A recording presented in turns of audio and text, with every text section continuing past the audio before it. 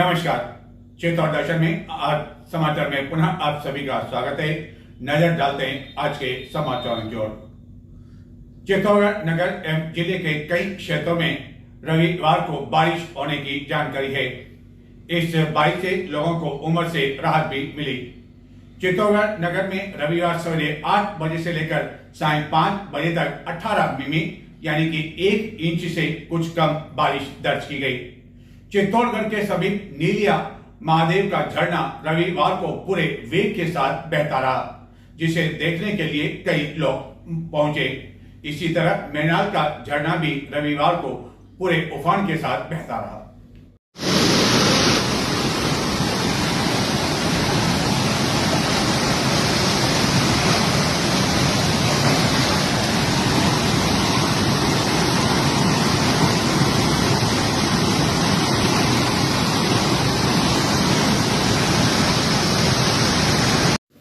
चित्तौड़गढ़ नगर में रविवार को सवेरे से अपराह्न तक रुक रुक कर बारिश का दौर बना रहा एवं उसके पश्चात रात्रि करीब 9:30 बजे फिर से बारिश का दौर प्रारंभ हो गया। इन दिनों पवित्र सावन मास का आयोजन चल रहा है, जिसके तहत शिव मंदिरों में कई कार्यक्रम आयोजित किए जा रहे हैं। चित्तौड़गढ़ में स्थित खडेश्वर महादेव में सावन के तीसरे सोमवार को जहां 56 भोग की झांकी सजाई जाएगी, वहीं दुर्ग स्थित प्राचीन नीलकंठ महादेव में भी प्रतिदिन नित्य नया श्रृंगार किया जा रहा है। सावन मास के बीच रविवार को बारिश के बीच पाडन पौल स्थित झरने से विशाल कांवड़ यात्रा निकाली गई, जो चित्तौड़गढ़ नगर के मुख्य मार्गों से गुजरती हुई प्रताप नगर स्थित डाइट मार्ग स्थित एक मंदिर में पहुंची, जहां की अन्य कार्यक्रम आयोजित किए गए। चित्तौड़गढ़ नगर के प्रताप नगर क्षेत्र में डाइट मार्ग स्थित झांझरिया बालाजी व्यायामशाला समिति की ओर से रविवार को बारिश के बीच विशाल कांवड़ यात्रा का आयोजन किया गया। यह कांवड़ यात्रा दुर्ग मार्ग स्थित पाडन पौल झरने से आरंभ होकर नगर के मुख्य मार्गों से गुजरती हुई डाइट मार्ग पहुंची। कांवड़ यात्रा में सैकड़ों की संख्या में कांवड़ भक्तों ने भाग लिया, जिसमें बड़ी संख्या में महिलाओं के साथ छोटे छोटे बालक आकर्षण का केंद्र बने रहे। कांवड़ यात्रा के दौरान जगह जगह बीच मार्ग में फूलों की बारिश कर भक्तों का स्वागत किया गया। डीजे की भक्ति दोनों पर भक्तजन इस दौरान झूमते हुए नजर आए एवं पूरा वातावरण शिवमय हो गया। बारिश ने पूरे माहौल को और भी अधिक भक्तिमय बना दिया। बारिश के बावजूद कांवड़ यात्रा में शामिल लोगों एवं महिलाओं पर किसी तरह का कोई असर नहीं पड़ा और न ही उनके उत्साह में किसी तरह की कोई कमी देखी गई एवं रह रहकर हर हर महादेव के नारे गूंजते रहे और बारिश के बीच इस कांवड़ यात्रा का आयोजन भी चलता रहा। कांवड़ यात्रा के आगे आगे महाकाल की सेना एवं उनके द्वारा किए जा रहे कर्तव्य आकर्षण का केंद्र बने रहे। सावन मास में आने वाले दिनों में इसी तरह चित्तौड़गढ़ में अन्य संगठनों समितियों की ओर से भी कांवड़ यात्रा का आयोजन किया जाएगा, जिसको लेकर विभिन्न स्थलों पर इन दिनों जोर शोर से तैयारियां की जा रही है। सावन मास में एक और जहां कांवड़ यात्रा धूमधाम से निकाली जाती है, वहीं 28 जुलाई को सावन के तीसरे सोमवार को विभिन्न शिव मंदिरों एवं शिवालयों में आकर्षक श्रृंगार किया जाएगा एवं अन्य कई कार्यक्रम भी आयोजित किए जाएंगे, जिसको लेकर रविवार को दिन भर जोर शोर से तैयारियां की जाती रही। खडेश्वर महादेव में सावन के तीसरे सोमवार पर 56 भोग की झांकी सजाई जाएगी। इसके तहत गत दिनों इस मंदिर में आने वाले भक्तों द्वारा अलग अलग पर्चियां निकाली गई और उस पर्ची पर जिस व्यंजन मिठाई का नाम लिखा हुआ था, वह व्यंजन एवं मिठाई भक्तों द्वारा तैयार कर सोमवार को खडेश्वर महादेव लाई जाएगी और वही व्यंजन बाद में झांकी के रूप में खडेश्वर महादेव में सजाए जाएंगे और यह व्यंजन बाद में शिव भक्तों को ही वितरित किए जाएंगे। इसी तरह अन्य शिवालयों पर भी विशेष श्रृंगार सावन के तीसरे सोमवार को किया जाएगा। इस सावन मास में कुल 4 सोमवार हैं एवं जहाँ सावन के तीसरे सोमवार को विभिन्न झांकियां सजाई जाएगी, वहीं अन्य कई कार्यक्रम भी आयोजित किए जाएंगे।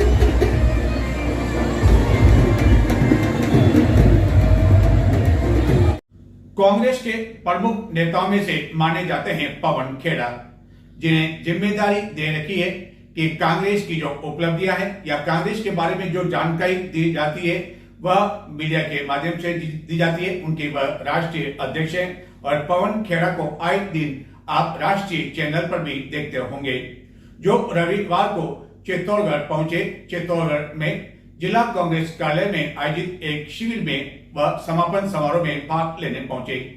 इस दौरान उन्होंने पत्रकारों से बातचीत करते हुए कहा कि बिहार में चुनाव आयोग एवं भाजपा द्वारा जो साजिश रची जा रही है वह साजिश आने वाले दिनों में देश में अन्य राज्यों में भी रची जा सकती है। इस साजिश के तहत 61 लाख से भी अधिक मतदाताओं के नाम काट दिए गए। कांग्रेस के विभाग राजीव गांधी पंचायती राज संगठन के नेतृत्व में कांग्रेस पार्टी का 2 दिवसीय सर्वोदय संकल्प प्रशिक्षण शिविर रविवार को जिला कांग्रेस कार्यालय में संपन्न हुआ।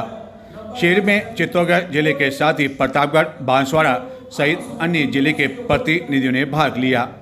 यह शिविर केवल प्रशिक्षण मात्र नहीं होकर कांग्रेस के नव निर्माण का मंच बना, जहां कार्यकर्ताओं को संगठन, विचारधारा और संवेदनशील नेतृत्व की गहन समझ दी गई।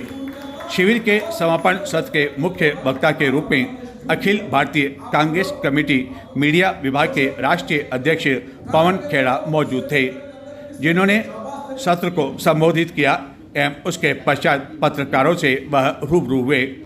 पत्रकारों से बातचीत करते हुए उन्होंने केंद्र सरकार पर निशाना साधने के साथ ही प्रधानमंत्री नरेंद्र मोदी पर भी निशाना साधा। एवं विशेष तौर पर उन्होंने बिहार में जिस तरह मतदाताओं के नाम काटे जा रहे हैं उसका उल्लेख करते हुए कहा कि इसके कारण अब तक 61 लाख मतदाताओं के नाम काटे जा रहे हैं और हो सकता है कि आने वाले दिनों में देश के अन्य राज्यों में भी यही स्थिति देखने को मिले। मीडिया के लिए भी कोई रविवार नहीं हो। विपक्ष और मीडिया ये दो अगर न हो तो सरकारें बेलगाम हो जाती हैं। सरकार को लगाम में रखने के लिए विपक्ष और मीडिया दोनों की भूमिका बहुत महत्वपूर्ण है। मुझसे बेहतर आप जानते। जब हम सरकार में होते हैं तब आप अपना काम मुस्तैदी से करते हैं, हमारी कमजोरियों को उजागर करते हैं और उससे हम थोड़े से ध्यान भी रखते हैं कि कहीं कोई गलती ना हो जाए। लेकिन पिछले 11 साल से जो देश में दिख रहा है, इन्हें लगता है कि ये कभी हारेंगे ही नहीं। इन्हें लगता है कि इनको वोट मिल गया, उसके बाद ये जो चाहे वो कर लेंगे। इन्हें लगता है कि मीडिया को ये चुप करा सकते हैं, डरा सकते हैं। मुझे नहीं लगता कि मीडिया को कोई भी डरा सकता है या किसी को भी डराना चाहिए।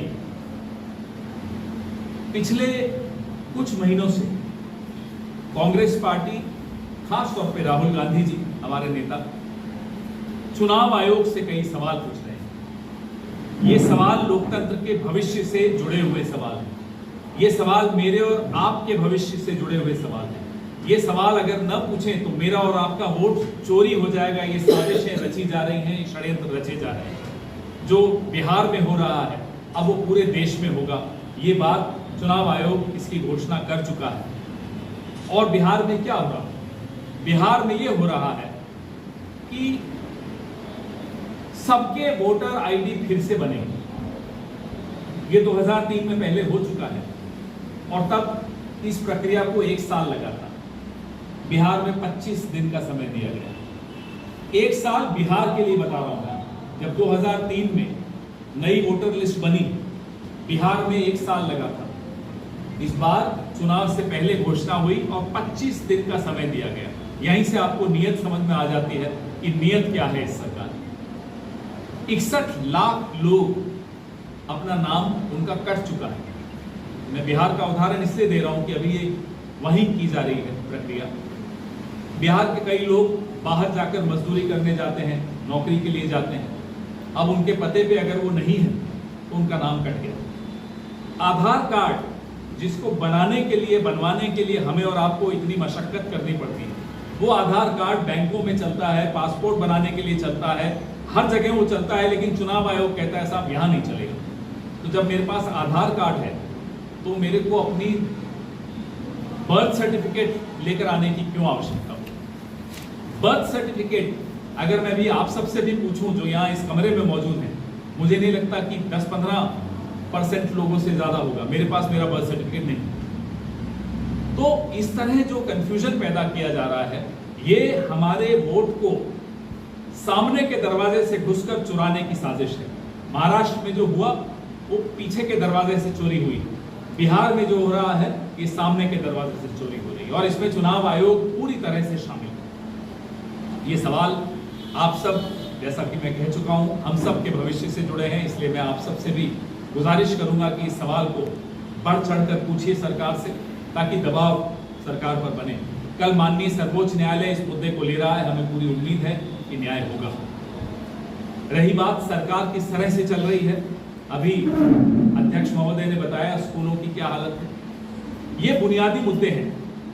इन बुनियादी मुद्दों से बचने के लिए चुनाव आयोग का साथ बीजेपी मिलकर ये साजिश रच रही है ताकि वोट आते रहें, सवालों से वो बचते रहें, स्कूलों की छतें गिरती रहें, बच्चे मरते रहें, बलात्कार होते रहें। ये किस तरह की सरकार चल रही है? पूरे देश में आज अगर एक कमी है किसी बात की तो जवाबदेही की कमी है। वो जवाबदेही की कमी आपको पहलगाम में दिखती है। कैसे आतंकवादी अंदर घुसे, कैसे पर्यटकों पर हमला हुआ, कहां थी सुरक्षा, कहां थी एम्बुलेंस? 1-1 घंटे तक एम्बुलेंस नहीं आई, 1-1 घंटे तक एक सिपाही नहीं दिखा। संस्थाओं पे खदल मंडरा रहे हैं। उस पर अगर हम सवाल उठाना बंद कर दें तो माफ कीजिएगा, ना संस्थाएं रहेंगी, ना मीडिया रहेगा।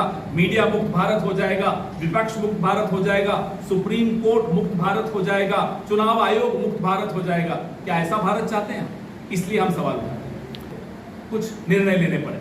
ये हमने नहीं, ये तो फौज के सवाल है और फौज के सवाल ही हम बार बार उठा रहे हैं। और यदि उन्हें आजाद छोड़ते तो फिर आप सवाल करते कि देश पर युद्ध थोपने की जरूरत कहाँ है? युद्ध थोपने की कहां बात आई है? ऑपरेशन सिंदूर के वक्त से हम उससे पहले से कह रहे हैं, जो निर्णय सरकार लेगी हम साथ खड़े हों, लेकिन निर्णय अमेरिका लेगा ये मंजूर नहीं होगा। सिंदूर का सौदा होगा, अमेरिका द्वारा ये मंजूर नहीं होगा। अमेरिका खुलकर 25 बार कह चुका है कि साहब हमने व्यापार की धमकी दी तो ऑपरेशन सिंदूर रुका। ये कैसे बर्दाश्त होगा? ये इंदिरा गांधी ने नहीं बर्दाश्त किया था निक्सन की दादागिरी, तो हम डोनाल्ड ट्रंप की दादागिरी आज 21वीं शताब्दी में कैसे बर्दाश्त करें? लेकिन केंद्र तो से इनकार कर चुकी कि ट्रंप का कोई रोल नहीं है। केंद्र का प्रधानमंत्री ने कहा, एक शब्द बोला, एक शब्द प्रधानमंत्री के मुंह से नहीं निकला। वहां राष्ट्रपति बोल रहा है, यहां से जवाब प्रधानमंत्री को देना चाहिए। यहां कोई बाबू का सवाल जवाब नहीं चलेगा। तो क्या कांग्रेस मानती है कि युद्ध हो जाना चाहिए था? जो सरकार ने उस वक्त निर्णय लिया हम उसके साथ खड़े थे। आज उस पर सवाल उठाने की कोई आवश्यकता नहीं है, लेकिन जिस तरह से सीज फायर हुआ उस पर सवाल उठाए जाएंगे। इन शर्तों पर हुआ, भारत को उससे क्या मिला? क्या पहलगाम के जो जिनकी हत्या हुई, जो शिकार हुए पहलगाम के आतंकी हमले में, क्या उनको न्याय मिला? क्या ये सवाल नहीं पूछे जाने चाहिए? कहां है वो 4 आतंकी? कांग्रेस और अन्य विपक्ष ने जोर शोर से इंडिया गठबंधन किया, लेकिन वह टाइम फिश होता दिखाई दे रहा है। हर कोई अपनी राह पर चल रहा है। सब एक ही राह पर चल रहे हैं, संविधान को बचाने की राह पर। और सब अभी 24 पार्टियों की बैठक हुई पिछले हफ्ते, सब एक ही आवाज में बोल रहे हैं। चुनाव आयोग पर सवाल भी एक ही आवाज में उठा रहे हैं, कोई अलग नहीं है। केजरीवाल, मोदी जी का सपना है कि हम अलग हो जाएं, नहीं हो रहे। केजरीवाल स्पष्ट कह चुके हैं, बिल्कुल राष्ट्रीय मुद्दों पर आवाज वो भी उठा रहे हैं। इस मंच से उठाएं या अपने मंच से उठाएं, आवाज वही है जो हमारी। कैसा अब उनको किन मजबूरियों में, किन परिस्थितियों में, क्या वो ब्लैकमेल हो रहे हैं, क्या वो ब्लैकमेल कर रहे हैं, सवाल तो उठ रहे हैं। आप कहते हैं संस्थाओं पे सवाल मत उठाइए, देखिए उपराष्ट्रपति की संस्था की क्या हालत कर दी, संस्था का क्या हालत कर दी, सुन लीजिए। फिर अगर हम सवाल नहीं उठाएं तो क्या हम कौन उठाएं?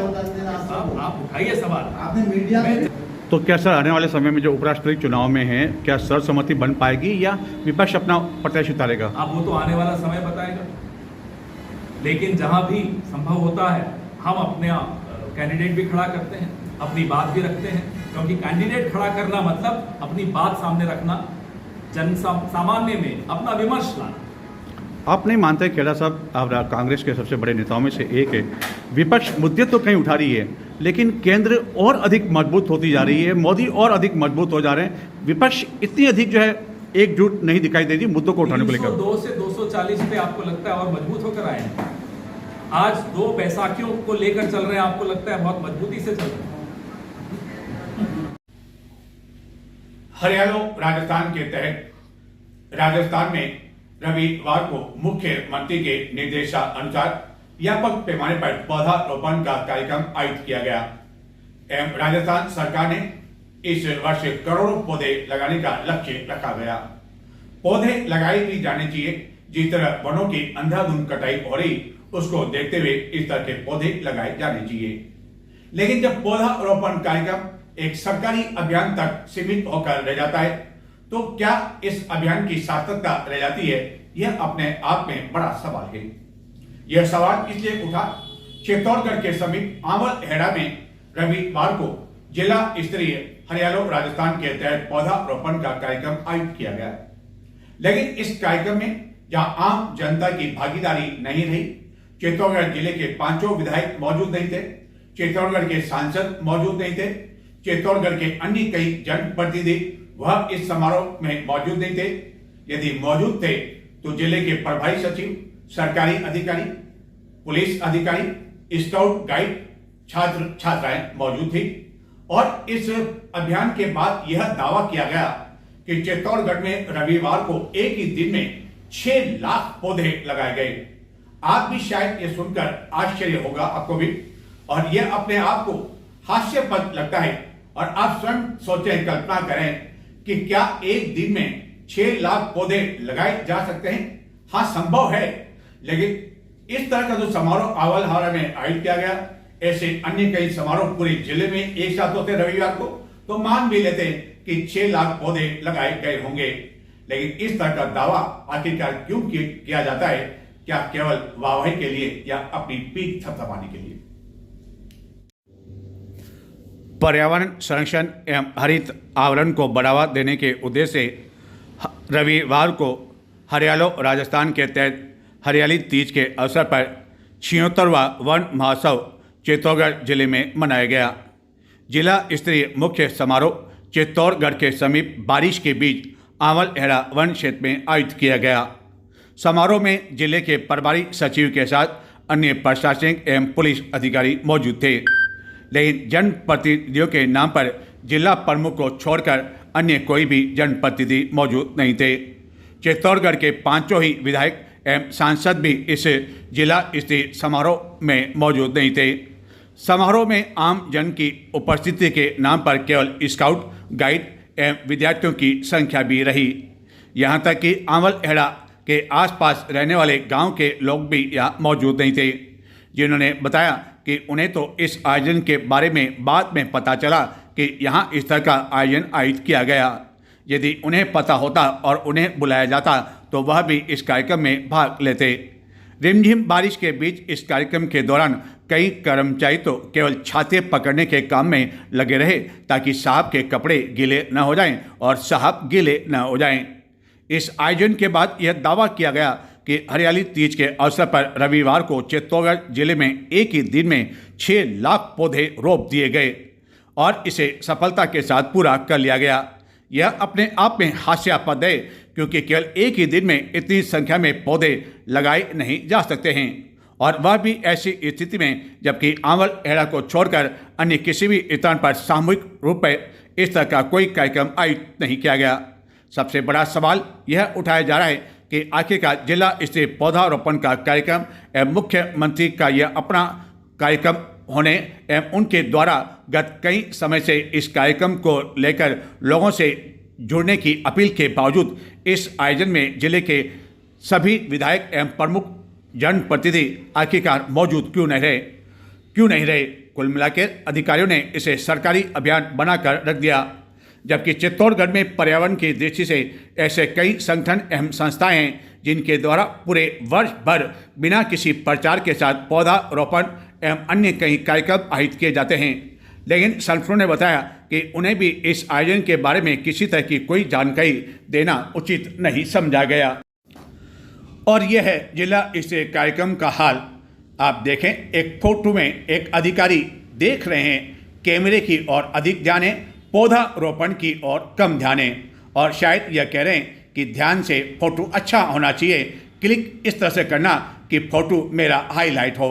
और एक कर्मचारी वहाँ पर छाता खड़े हुए लेकर खड़ा है, और यह पौधारोपण के कार्यक्रम के लिए खरीदे गए कई टुवाल, ताकि पौधारोपण के बाद अधिकारियों के हाथ गीले हो जाएं तो उसे साफ करने के लिए आखिरकार कोई कपड़ा तो चाहिए, और कपड़ा भी ऐसा वैसा नहीं, क्योंकि रुमाल से साहब के कपड़े साफ नहीं किए जा सकते हैं। उसके लिए कुछ नए टॉवेल वन विभाग की ओर से खरीदे गए।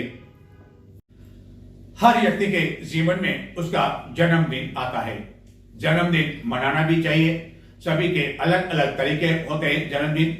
कुछ लोग तलवार से केक भी काटते हैं और इस तरह के फोटो और वीडियो सोशल मीडिया पर वायरल भी होते हैं, लेकिन चित्तौड़गढ़ के एक जिम्मेदार अधिकारी बदेसर के उपखंड अधिकारी द्वारा हाल ही में अपने जन्मदिन पर जो केक काटा गया, और यह केक जो कि अन्य किसी द्वारा लाया गया था, उन्होंने इस केक को देखा, उसके बाद काटा, लेकिन इस पर अशोक स्तंभ और तिरंगा का उस पर उल्लेख किया हुआ था, यानी कि उसका जो केक तैयार किया गया उस पर तिरंगा भी था और अशोक स्तंभ उसके आगे लिखा हुआ था, एसडीएम भी उस केक पर लिखा हुआ था, और इस केक को उनके द्वारा काट दिया गया। और इस बारे में जब उपखंड अधिकारी से हमने बातचीत की तो उन्होंने एक हाई कोर्ट के निर्णय का उल्लेख किया, और उन्होंने कहा कि उन्होंने जो ये केक काटा इसमें किसी तरह का उनके द्वारा गलत कृत्य नहीं किया गया, और वह संवैधानिक पद पर है, उन्हें भी पता है कि किस तरह का केक काटा जाना चाहिए और किस तरह का नहीं। ध्यान से देखें इस केक को, इस केक पर हाईलाइट हो रहा है एसडीएम, और आगे ही आगे है विजय स्तंभ और उसके ऊपर एक लाल डायरी और उसके साथ ही राष्ट्रीय तिरंगा।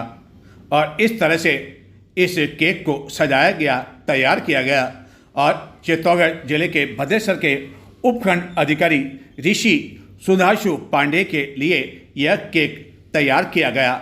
हालांकि केक तैयार किया गया किसी अन्य कर्मचारी या अधिकारी या उनके चाहने वाले द्वारा, लेकिन उनके द्वारा यह केक काटे जाने के बाद अब यह सोशल मीडिया पर तेज़ी से वायरल हो रहा है, जिसको लेकर यह सवाल पूछे जाने लगे हैं कि क्या इस तरह का कोई केक कोई अधिकारी काट सकता है जिस पर इस तरह का अशोक स्तंभ का उल्लेख भी किया हुआ हो। अशोक स्तंभ एवं तिरंगा वाले इस केक को काटे जाने को लेकर उपखंड अधिकारी से बातचीत किए जाने पर उन्होंने न्यायालय के एक निर्णय का हवाला देते हुए कहा कि उनके द्वारा किसी तरह का कोई यह गलत कृत्य नहीं किया। स्तंभ और जो तिरंगा है उसको लेकर जी तो क्या कहना चाहेंगे उसको लेकर आप? मेरे पास भी एक सूचना आई थी, है ना जी। तो उसके संदर्भ में एक 2021 का मद्रास हाई कोर्ट का निर्णय है जी जिसके अंतर्गत ये स्पष्ट रूप से हाई कोर्ट ने कहा जी patriotism is not only gross physical act, okay okay ये इंटेंशन पे डिपेंड करता है ना। जी। और दूसरी चीज उसमें कि भाई वो केक पे जो भारतीय ध्वज जो आप कह रहे हैं वो और अशोक स्तंभ लगता है, आज भी सुरक्षित है मेरे पास। वो केक पे केक नहीं था वो भारतीय ध्वज का, है ना जी। एक फोटो था जिसको सुरक्षित रखा गया है अभी भी। और ये पूर्ण रूप से जो माननीय लोकतंत्र हमारा संविधान है उसके अनुरूप ही हाई कोर्ट की गाइडलाइन के अनुसार किया गया कृत्य है। लेकिन नहीं मानते सर कि इस केक के स्थान पर दूसरा केक भी काटा जा सकता था? उस दिन तो बहुत सारे केक काटे गए थे, वो तो मेरे को भी नहीं पता है ना। और मैं आपको एक तथ्य और बताऊं भाई, जो लेके आया था ये मेरे घर का केक नहीं था, क्या था मैंने भी उससे प्रश्न नहीं किया। हाँ वो तो कोई लेके आया हुआ तो स्वाभाविक है वो तो क्या। हाँ। जी जी है कि मैंने भी उससे प्रश्न किया तो उन्होंने भी मुझे भी नहीं पता था, क्योंकि मेरा भी प्रश्न था कि ऐसे तो ये तो उचित नहीं है। तब पहले मैंने पूरी साइटेशन पढ़ी, पूरा जजमेंट पढ़ा। जी सर। जजमेंट का केस ऐसा ही था कि एक एसपी साहब और पूरी पुलिस मशीनरी थी, उस समय ऐसा केक काटा गया। जी जी। और उसके संदर्भ में ये केस वहां पे चला मद्रास हाई कोर्ट में। ओके। तब हाई कोर्ट का डिसीजन आया कि इट्स नॉट रॉन्ग एक्ट और ये कोई आपकी 1971 की भारतीय ध्वज संहिता का कोई वायलेशन है। ओके जी जी जी ठीक। अगर आप चाहें तो मैं आपको व्हाट्सएप कर नहीं वो तो आपने कह दिया। चित्तौड़गढ़ के अधिकांश लोगों द्वारा कहा जाता है कि उनके वार्डों में सफाई नहीं हो रही है, नालियां गंदगी से भरी हुई है, कई दिनों तक सफाई कर्मचारी नहीं आते हैं, रोड लाइटें बंद पड़ी हुई है। और इस सफाई अभियान को लेकर चित्तौड़गढ़ के सभी वार्डों में सोमवार से सफाई अभियान आरंभ किया जा रहा है, जिसकी शुरुआत सोमवार को दहली गेट से की जा रही है। अब देखना यह है कि यह जो अभियान प्रारंभ किया जा रहा है, क्या उस अभियान के दौरान किसी तरह की कोई राहत अलग अलग वार्डों के लोगों को मिल पाती है, और क्या अभियान संपन्न होने के बाद हालात वही जस के तस रहेंगे, ये तो आने वाले दिनों में ही पता लग सकेगा। लेकिन कितना सार्थक साबित होगा सफाई को लेकर यह अभियान, इस पर लगी रहेगी चित्तौड़ दर्शन की नजर। नमस्कार।